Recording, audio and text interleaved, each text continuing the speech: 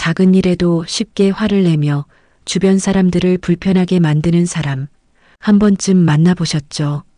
친구, 직장 동료, 혹은 가족일 수도 있습니다. 이런 상황에선 당황하거나 지나치게 양보하기도 하죠.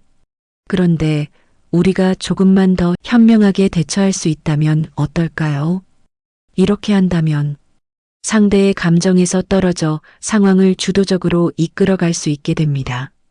그럼 이렇게 화를 잘 내는 유형의 사람들이 어떤 상황에서 화를 내는지 먼저 알면 좋은데요. 같이 잘 이야기하고 있다가 가벼운 농담에 갑자기 화를 내는 사람을 본 적 있으신가요?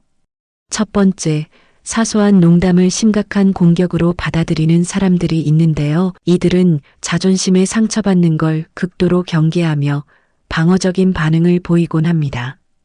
이것은 자신도 인지하지 못한 과거의 어느 상처가 그 순간 탁 건드려지면서 남들이 생각할 땐 왜 저래? 쉽게 예민하고 과하게 반응하게 됩니다. 두 번째, 실수를 인정하지 않고 화내는 사람이 있죠. 사실 자신의 잘못을 인정할 수 있다는 건 성숙한 인간이지 않을까 합니다. 그래서 많은 사람들이 자신의 잘못을 쉽게 인정하지 못하기도 하는데요. 실수를 인정하지 않는 사람들의 특징은 유독 다른 사람의 이야기를 많이 합니다. 그들의 입장에선 사실이라며 이야기하지만 이런 사람들의 공통점은 본인은 피해자이며 사람들은 늘 자기를 미워하고 자신의 주변엔 이상한 사람들만 있는 듯 모든 사람을 험담합니다. 사실 이런 사람들과의 관계는 빨리 정리하는 게 정신건강에 이롭습니다. 자기 스스로 자신을 바라보지 않는다면 이들의 남 탓은 변할 수 없습니다. 세 번째, 감정 기복이 심한 사람들이 있는데요. 이들은 함께 잘 놀고 있다가도 대화의 어느 지점에 꽂힌다든지 자신만의 무엇인가에 사로잡혀 한순간에 분위기를 불편하게 바꿔놓습니다. 마지막은 통제 욕구가 강한 사람들인데요. 이들은 계획이 틀어지면 불안이 밀려오고 이것을 견디지 못해 화를 내게 됩니다. 그렇다면 이런 사람들에게 어떻게 현명하게 대처하면 좋을까요? 첫 번째, 진정해라고 말하지 않고 상대방의 이야기 들어주기. 화난 사람에게 진정해라고 이야기하면 불난집에 기름을 붓는 격이 됩니다. 대신 상대의 이야기를 들어주세요.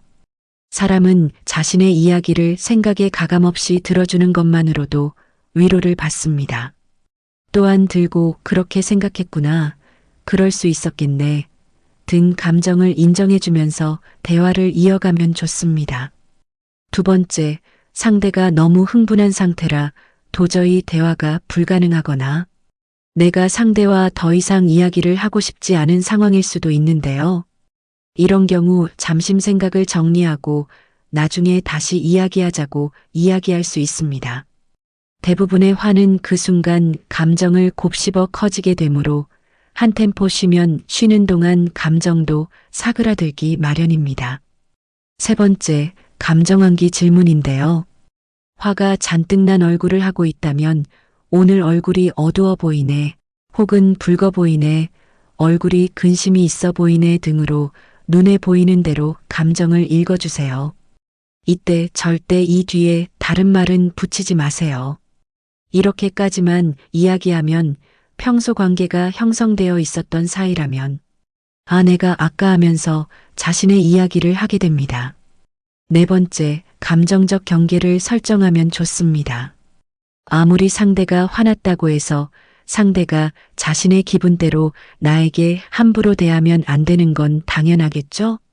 화내는 상대가 불편하다면 네가 화나는 건 이해하지만 이런 식의 대화는 나도 불편해하고 이야기하여 말의 경계를 설정해주면 선을 넘지 않을 수 있습니다. 감정적인 사람들과 마주할 때 중요한 것은 그들의 감정을 인정하면서도 주도적으로 상황을 이끌어 나가는 겁니다. 이 방법들을 활용해 건강한 관계를 만들어 보세요. 지금까지 여러분의 현명한 선택을 돕는 하늘지혜였습니다. 더 많은 지혜로운 이야기가 궁금하시다면 구독과 좋아요 부탁드립니다.